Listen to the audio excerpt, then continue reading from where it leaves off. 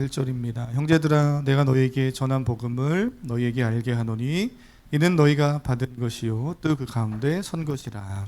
너희가 만일 내가 전한 그 말을 굳게 지키고 헛되이 믿지 아니하였으면 그로 말미암아 구원을 받으리라. 내가 받은 것을 먼저 너희에게 전하노니 이는 성경대로 그리스도께서 우리 죄를 위하여 죽으시고 장사 지낸 바 되셨다가 성경대로 사흘 만에 다시 살아나사 게바에게 보이시고 후에 12 제자에게와 그 후에 500여 형제에게 일시에 보이셨나니 그 중에 지금까지 대다수는 살아있고 어떤 사람은 잠들었으며 그 후에 야고보에게 보이셨으며 그 후에 모든 사도에게와 맨 나중에 만삭되지 못하여 난자 같은 내게도 보이셨느니라. 나는 사도 중에 가장 작은 자라. 나는 하나님의 교회를 박해하였으므로 사도라 칭함받기를 감당하지 못할지니라. 그러나 내가 나된 것은 하나님의 은혜로 된 것이니 내게 주신 그의 은혜가 헛되지 아니하여 내가 모든 사도보다 더 많이 수고하였으나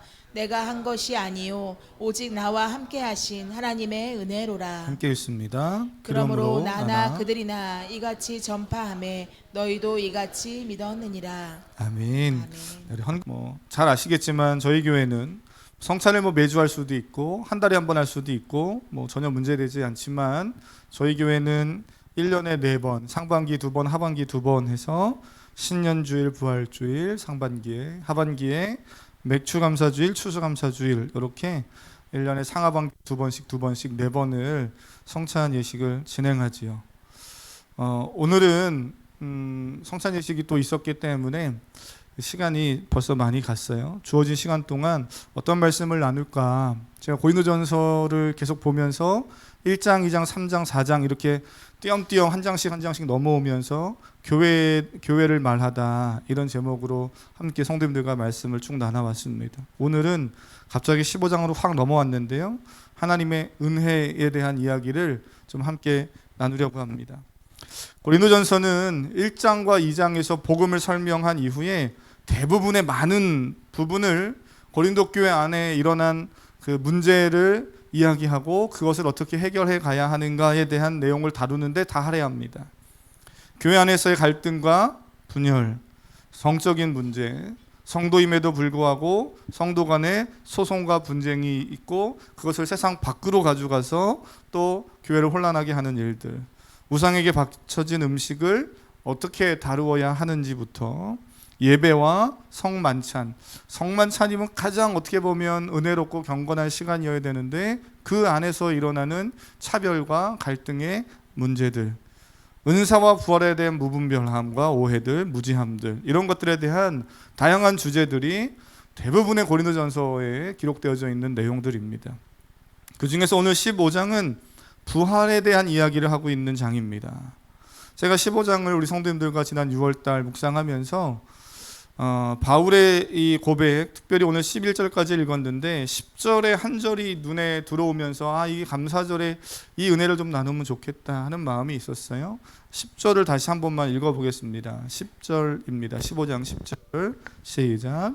그러나 내가 나된 것은 하나님의 은혜로 된 것이니 내가 주신 그의 은혜 아니하며 내가 모든 사도보다 더 많이 수고하였으나 내가 한 것이 아니요 오직 나와 함께 하신 하나님의 은혜로라. 아멘. 그 맥추절과 관계 감사와 연관을 지어서 하나님의 은혜를 좀 생각해 보는 가운데 맥추절이 뭔가 하는 이야기를 조금 설명을 좀 드리려고 해요. 26년도 3반기를 돌아보면서 아까 우리 성도님 중에 한 분이 그런 기도로 감사 제목을 썼더라고요. 7월을 감사합니다 하고 미리 감사도 했지만 1월부터 6월까지 상반기를 지켜주심도 감사합니다 이러면서 감사 예물을 드렸어요. 그런데 이 맥추절에 대한 좀 설명이 좀 필요한 것 같습니다. 현대 사회에 워낙 유튜브나 워낙 그 정보들이 떠돌아다니는 정보들이 많아서 성도님들이나 청년들도 조금씩은 오해라든지 좀 헷갈리는 부분이 있는 것 같아요.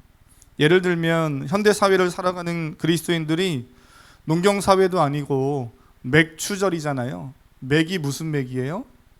그죠? 잘 아시죠? 보리맥입니다. 우리 저 윗세대는 다 학교 다닐 때 그 한자를 배워서 이게 보리맥이거든요. 그래서 보리를 추수하는 절기라는 뭐 그런 의미가 담겨 있겠지요. 맥추절입니다. 나는 농사도 안 짓는데 보리는 더더욱 추수도 안 하는데 우리 교회가 또 그리스도인들이 왜 맥추절을 지켜야 되는가? 그런 이야기를 질문하는 분들이 있어요. 또 성경을 좀 읽어보신 분들이라면 오히려 새가족이나 초신자나 이런 분들은 이런 의문을 품지 않습니다. 그냥 말씀을 그대로 어린아이처럼 받아들여서 그래서 오히려 더 쑥쑥쑥 잘 자라요. 저는 여러분이 신앙생활을 오래 했어도 말씀을 어린아이처럼 받아들일 수 있는 순수함이 있기를 축복합니다. 무분별하게 그냥 받아들이라는 게 아니에요. 순수하게 있는 그대로 하나님의 말씀으로 살아있는 말씀으로 받을 수 있는 그러한 마음, 그런 신앙의 태도는 참 중요한 거지요. 근데 성경을 좀 읽어보신 분들이라면 한국교회가 맥추절을 7월 첫 주일에 지킵니다. 오늘도 7월 첫 주잖아요. 그래서 저희가 맥추절 무조건 해가 바뀌고 상관없이 7월 첫 주면 맥추절로 지켜요. 근데 구약의 배경으로 보면 정확히 맥추절을 지키는 그 절기일은 7월 첫 주가 아닙니다. 근데 여기서부터 이제 구약 성경에서 7월 첫 주에 안 지키는데 우리는 7월 첫 주에 왜 지킵니까?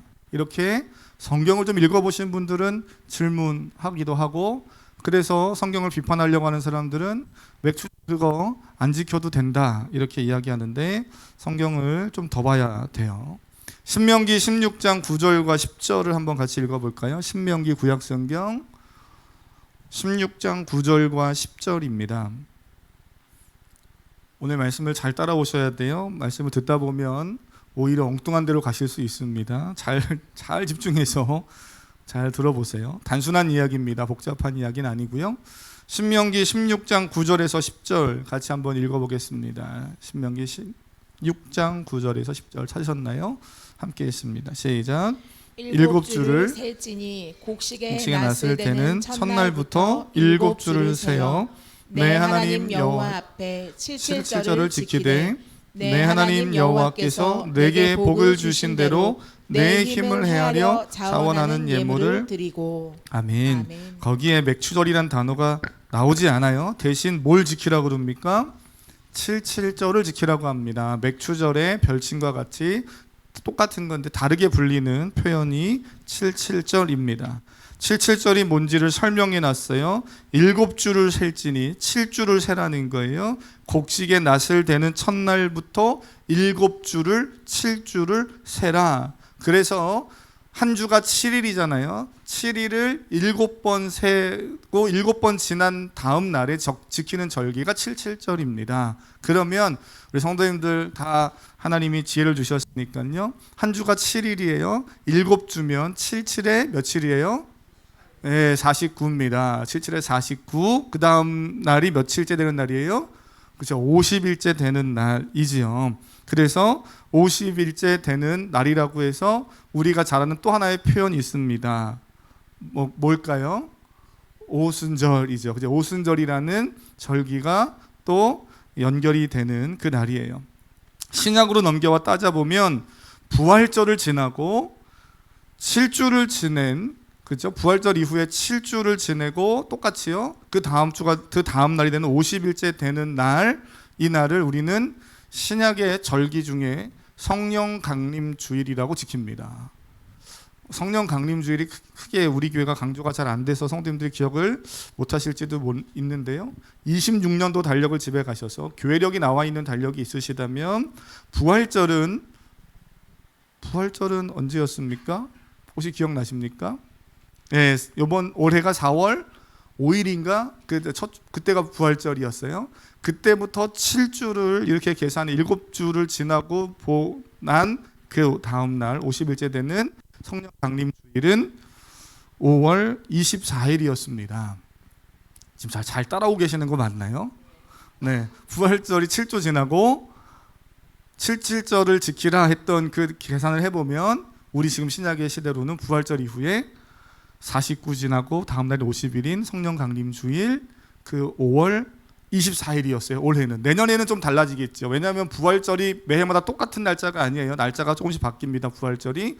그러면 그 부활절로부터 계산해서 50일째 되는 주일이니까 다음 주도 어쨌든 다른 언젠가겠죠.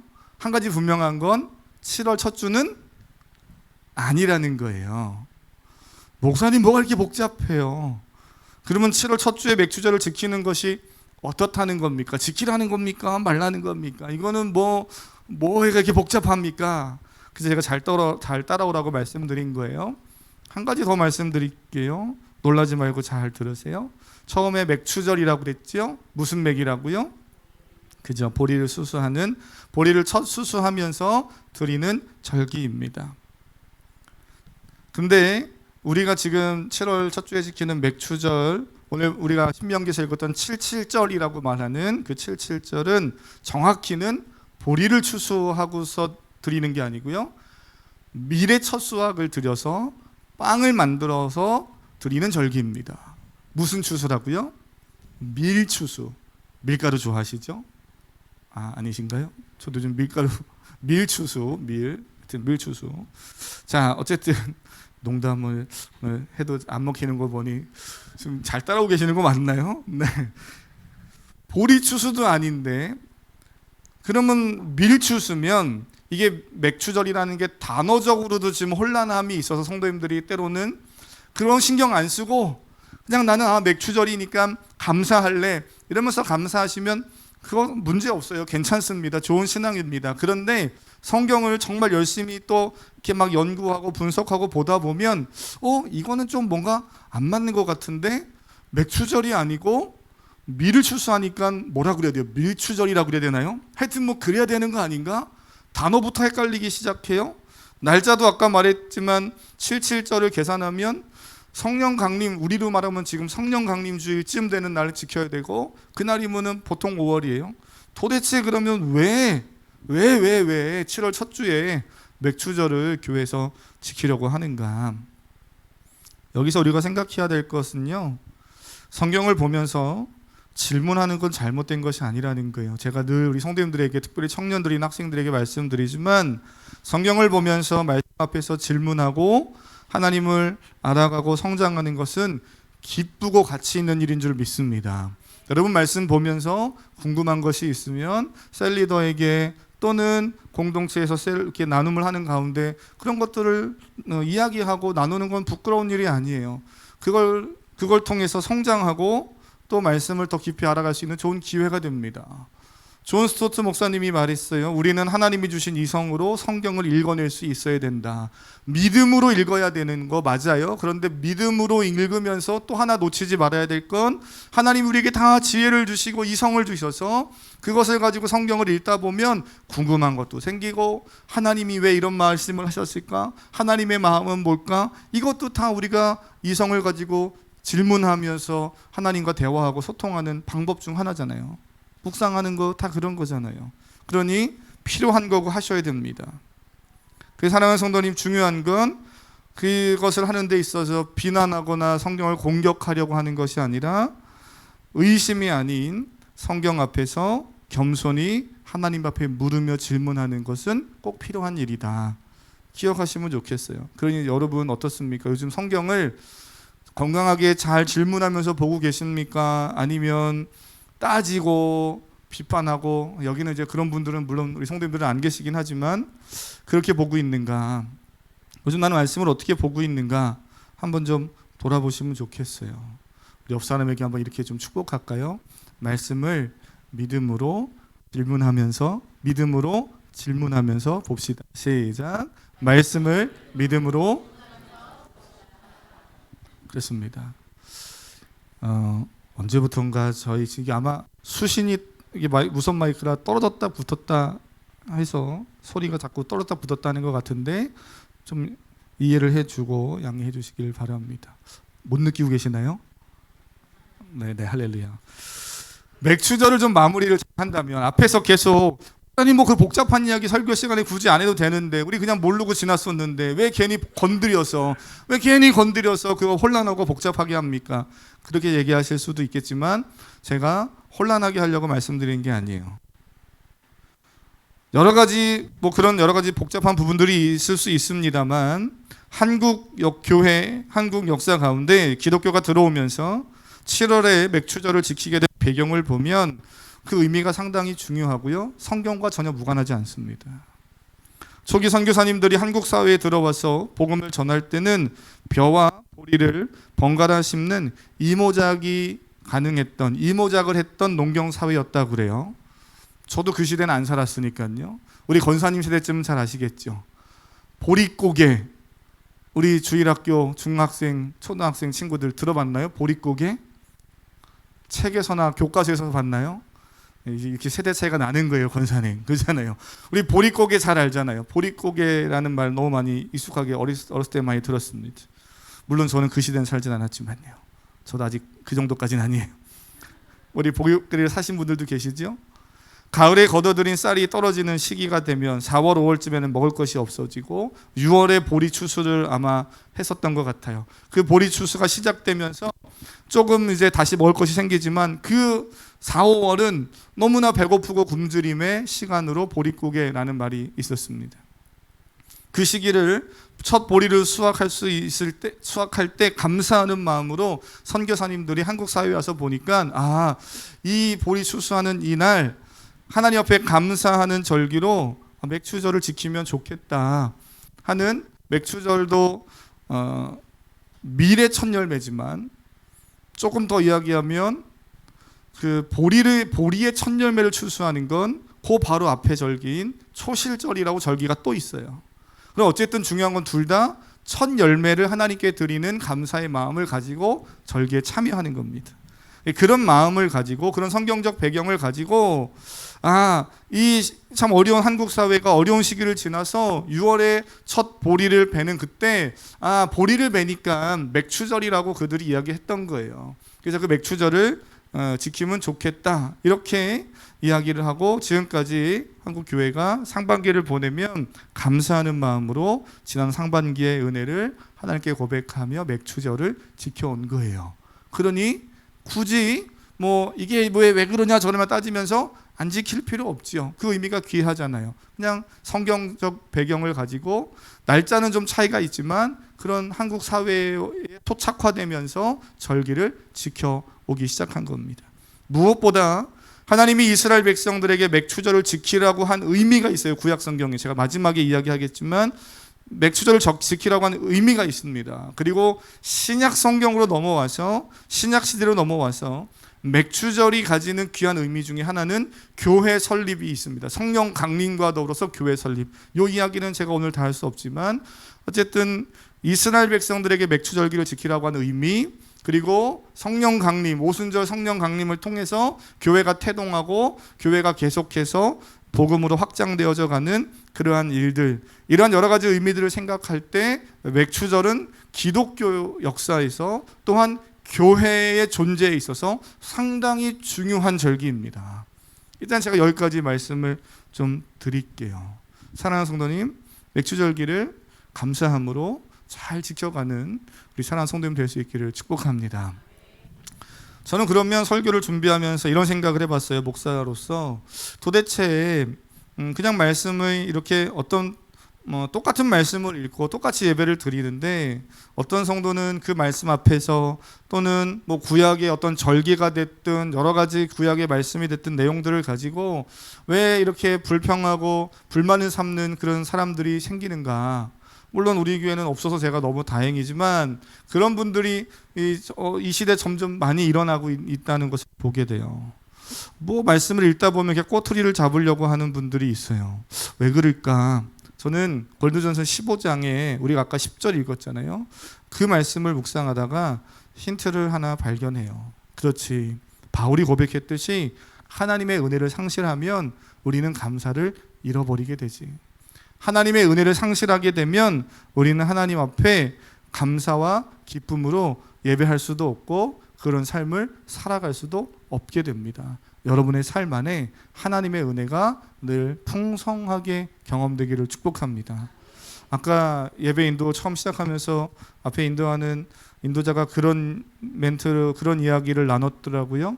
요즘 시편 묵상하면서 죄에 대해서 묵상하고 죄를 멀리하는 일에 집중하기보다는 예수 그리스도 하나님에게 집중하다 보면 자연스럽게 죄를 이길 수 있는 은혜와 힘들이 생기더라, 이런 고백을 했잖아요. 그렇습니다. 하나님의 은혜를 생각하고 하나님의 은혜를 기억하는 성도는 일상에서 감사를 고백하며 사는 줄 믿습니다. 은혜를 아는 그리스도인은 하나님과 교제하고 예배하는 일이 기쁘고 즐겁습니다. 여러분, 하나님 예배하는 것이 기쁘고 즐겁습니까? 그 기쁨이 있길 축복합니다. 산에도 가고 싶고 여행도 가고 싶고 주일날 때로는 좀 어디 친구들과, 세상 친구들과 놀러도 가고 싶고, 근데 그 기쁨과는 비교할 수 없는 기쁨이 예수 그리스도 안에 있어서 그 은혜를 알기 때문에 하나님과 함께 예배하는 일이 기쁘고 늘 여기에 이 자리에 와 있는 거죠. 은혜를 아는 하나님의 사람은 그래서 봉사와 섬김을 하면 할수록 자신이 드러나는 게 아니라 낮아지고 예수 그리스도만 드러나게 합니다. 나를 드러내고 나를 알아주기를 바라며 자신이 높아지려 하지 않고요, 바울이 고백했듯이 하나님의 은혜이고 모든 것이 하나님의 은혜여서 나는 그 하나님 은혜 앞에 그저 최선을 다할 뿐입니다. 이 고백을 쉬운 성경에서는 더 이렇게 직관적으로 우리가 와닿을 수 있게 번역을 해놨어요. 한번 읽어볼까요? 10절, 우리가 아까 바울이 고백했던 고린도전서 15장 10절을 쉬운 성경으로 한번 읽어보겠습니다. 시작. 그러나 나는 하나님의 은혜로 오늘의 내가 되었습니다. 나에게 베풀어 주신 하나님의 은혜는 헛되지 않았습니다. 나는 사도들 가운데 어느 누구보다도 더 열심히 일하였습니다. 그러나 이렇게 한 것은 내가 아니라 나와 함께 하신 하나님의 은혜입니다. 아멘. 저는 이 말씀이 너무 도전이 됐어요. 바울이요, 하나님의 은혜를 알기 때문에 내게 베풀어진 그 하나님의 은혜가 헛되지 않고 너무 귀합니다. 그래서 하나님이 다 하시는 일이고 다 하나님의 은혜이기 때문에 나는 내게 주어진 그 일을 그저 설렁설렁 대충 해도 하나님이 은혜로 다 하실 겁니다, 이렇게 말하지 않잖아요. 뭐라 그럽니까? 그 은혜를 알기 때문에 나는 사도들 가운데 어느 누구보다도 어떻게 했대요? 더 열심히 일했다는 거예요. 하나님의 은혜를 아는 사람은 아유, 은혜롭게 해, 그냥 대충 그냥 그렇게 그냥 하나님이 다 해주시지, 그냥 은혜롭게 대충 이렇게 해, 이거 은혜 아니에요. 근데 언제부턴가 우리는 그냥 은혜롭게 그냥 넘어가, 이렇게 입에 잘못 붙어 있는 것 같아요. 사랑하는 성도님, 바울이 뭐라고 그래요? 은혜를 알기 때문에 내가 누구보다 더 열심히 최선을 다해서 했다는 겁니다. 저도 최선을 다해서 수련회도 준비하고 연합수련회도 준비하고, 이번에는 저는 연합수련회에는 제가 설교를 하거나 이런 파트가 없어요. 저와 아주 가까운 목사님, 저와 정말 그 12명의 모임 중에서 또 가깝게 또 교제하는 목사님들이 또 있잖아요. 그 목사님들과 함께 주방에 들어가서 애들의 육의 양식을 챙겨줍니다. 제가 밥을 안 되니까는 표정이 별로 안 좋으시고, 밥을 잘하시는 분이 하시고, 저는 그 옆에서 같이 또 3명의 목사님들이 막 그거 해요.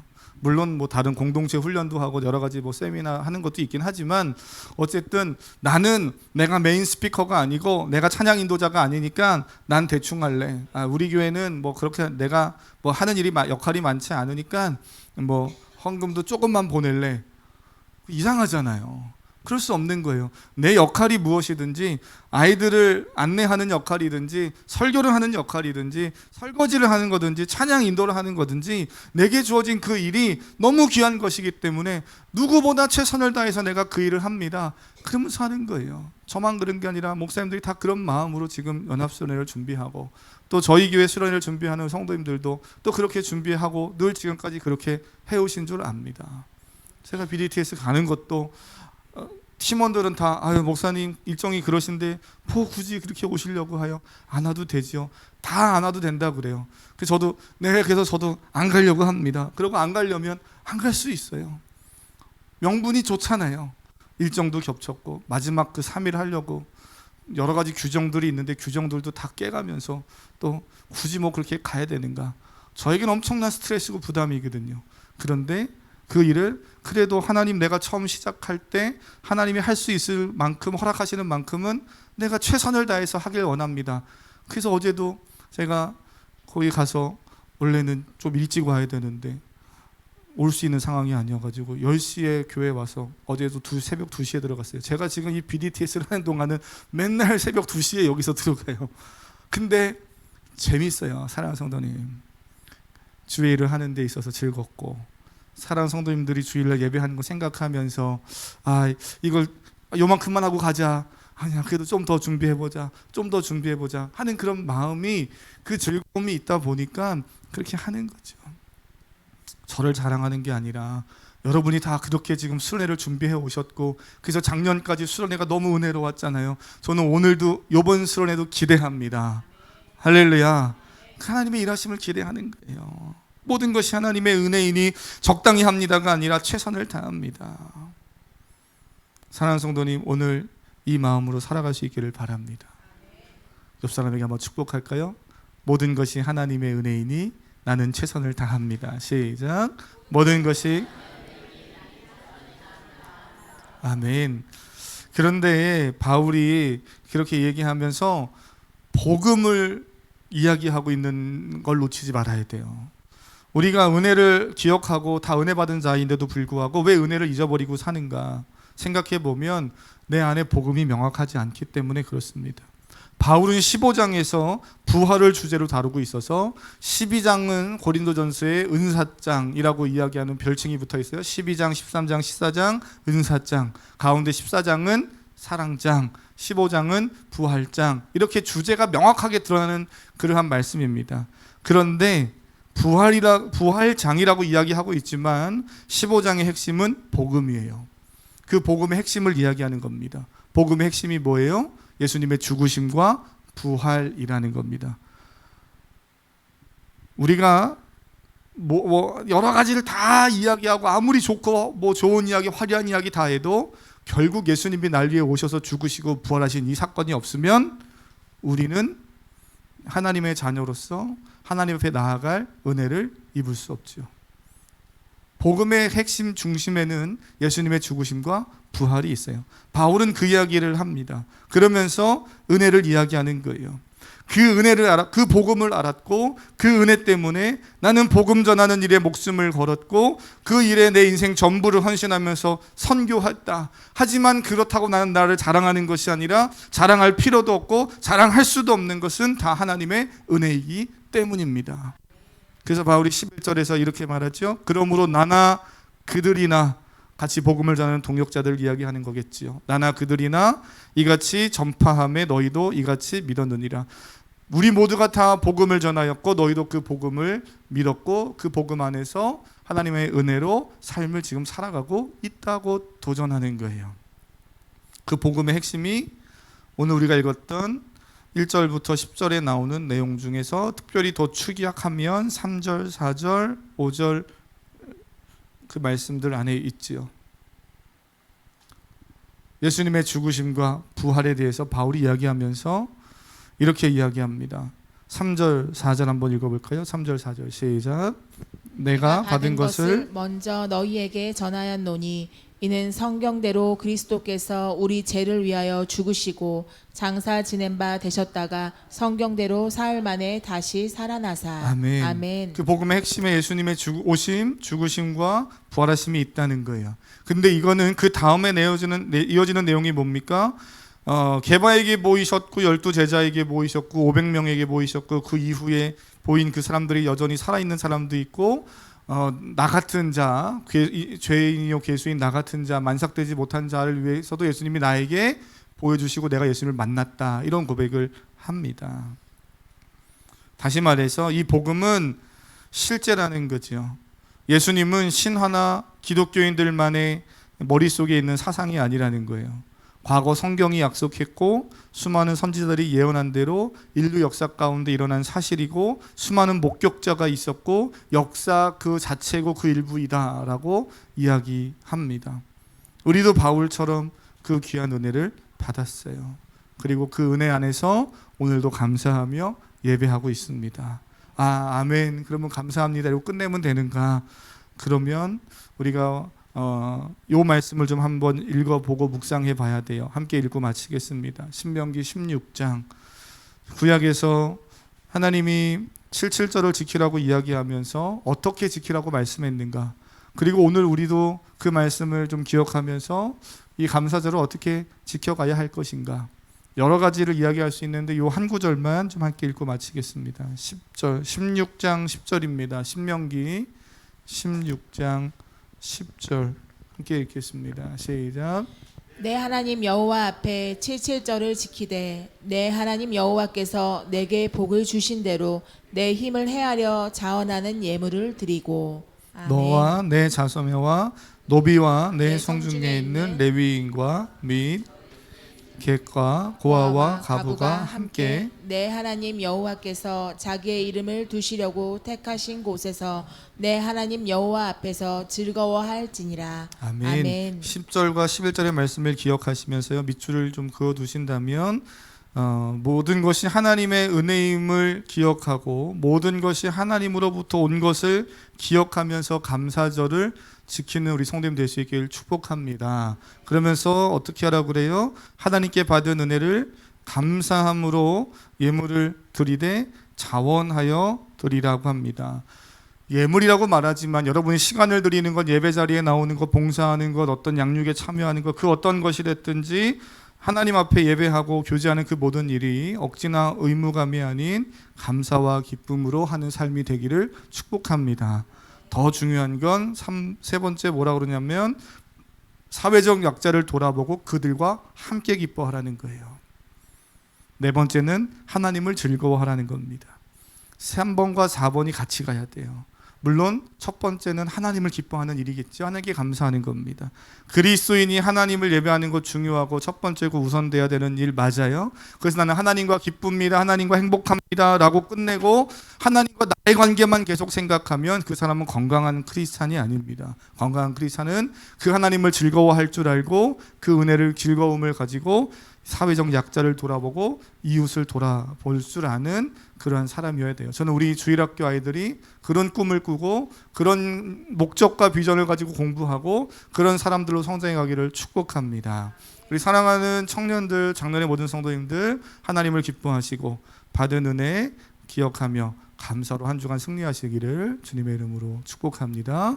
함께 같이 기도하겠습니다. 기도하실 때 말씀 기억하시면서 하나님, 그렇습니다, 나의 모든 것이 하나님의 것입니다, 그런 마음으로 감사를 고백하시고, 하나님 또 우리 주변에 연약한 성도들 있습니까? 돌아보게 하시옵소서.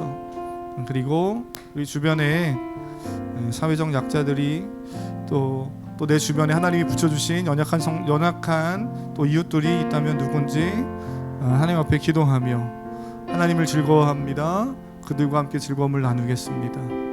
그래서 오늘 맥주 감사주일 헌금으로 드려진 헌금은 또 우리가 후원하고 선교하는 선교사님들 교회에 또 우리가 기도해서 함께 흘려보내면 좋을 것 같습니다. 물론 많은 액수는 아니지만 맥주 감사 헌금으로 들어온 그 항목은 우리가 좀 그렇게 좀 나누고 흘려보내면 좋겠다. 그 액수가 많아졌으면 좋겠다. 그 말은 우리 성도님들이 하나님의 풍성한 은혜를 더 많이 받았으면 좋겠다, 그 말이에요. 헌금 많이 하라는 얘기가 아니고요. 사랑하는 성도님, 하나님 앞에 감사하며 한 주간 승리하시길 축복합니다. 주여 한번 부르고 우리 말씀 붙잡고 기도하겠습니다. 주여! 하나님 아버지, 기도합니다. 하나님이 사랑하는 귀한 성도님들, 오늘 우리 지난 상반기의 삶을 돌아봅니다. 감사할 일이 하나님 너무 많습니다. 어찌 그리 감사할 일이 많은지, 슬픔과 고난과 고통과 어려움도 있었고 여전히 해결되지 않는 그 고난의 터널을 지나가는 사람들도 있지만 하나님, 이 시간 기도합니다. 여호와 하나님께서 우리에게 선한 능력으로 감당케 하시고 우리에게 주신 아버지 각자의 모습이 있습니다. 각자의 삶에 아버지의 태도리가 있고 소유가 있습니다. 다 하나님의 것이고 하나님으로부터 말씀을 기억하며 감사하며 이 시간 하나님, 나의 있는 모습 그대로 주를 예배할 때 하나님이여, 때로는 영력과 지력과 체력을 더하시고 영권과 인권과 물권을 더하여 주셔서 우리 사랑하는 성도님들, 또 우리 학생들 여호와 하나님을 사랑할 뿐만 아니라 여호와 하나님을 즐거워하고 또 하나님 그 즐거움을 이웃과 나누며 살아가는 그러한 삶, 그 선한 꿈을 꾸는 하나님 하시옵소서. 주여, 사랑하는 우리 성도님들, 선교하며 애쓰는 통역하는 교회들이 있습니다. 아버지, 기도하게 하시고 또 함께 말씀을 나누며 물줄을 흘려보낼 때마다 하나님, 우리 교회 안에도 하나님께서 넘치는 은혜로 채워 주시옵소서. 감사합니다. 참 화려하고 재미난 것 많은 세상이지만 많은 현대인들이 외로워합니다. 수많은 마음의 병과 정신의 병과 아버지 육체와 영혼의 병으로 또 상담하고 치료를 받고 아버지, 그래도 회복되지 않아서 어려움을 겪는 이 시대를 우리는 살아가고 있습니다. 많은 것이 좋고 화려해서 인간이 행복한 것이 아니라 예수 그리스도가 우리 안에 오셔야만 하나님이 주시는 삶의 소망과 또한 분명한 부르심의 그 사명이 깨달아지고 이해되어질 때 우리는 참된 기쁨과 가치 있는 삶에 헌신하며 살 수 있는 줄 믿습니다. 그래서 사랑하는 성도님 축복합니다. 하나님을 즐거워하고 하나님 안에서, 예수 그리스도 안에서 내가 누구인지 어떠한 부르심을 받았는지를 잘 기억하며 살아가는 귀하고 복된 성도들 되게 하여 주시옵소서. 하나님, 여러 가지 질병 가운데 또는 기도의 제목들 가운데 기도하는 우리 사랑하는 성도님들 기도 제목이 있습니다. 병상에 있기도 하고 또는 회복 중에 있기도 하고 또 여러 가지 사업장에, 학업에 또는 입시와 결혼과 여러 일들 가운데 기도하는 제목들이 있습니다. 주님 들으시고 함께하여 주시옵소서. 이제는 주 예수 그리스도의 은혜와 하나님 아버지의 무한하신 사랑과 성령 하나님의 교통하심, 감화, 감동, 위로, 역사하심이 예배하고 돌아가는 사랑하는 성도님들 머리 위에, 가정 위에, 교회와 민족과 복음을 위해 쓰고 수고하는 모든 선교사님들 사역 위에 이제로부터 영원토록 함께 계실지어다. 아멘.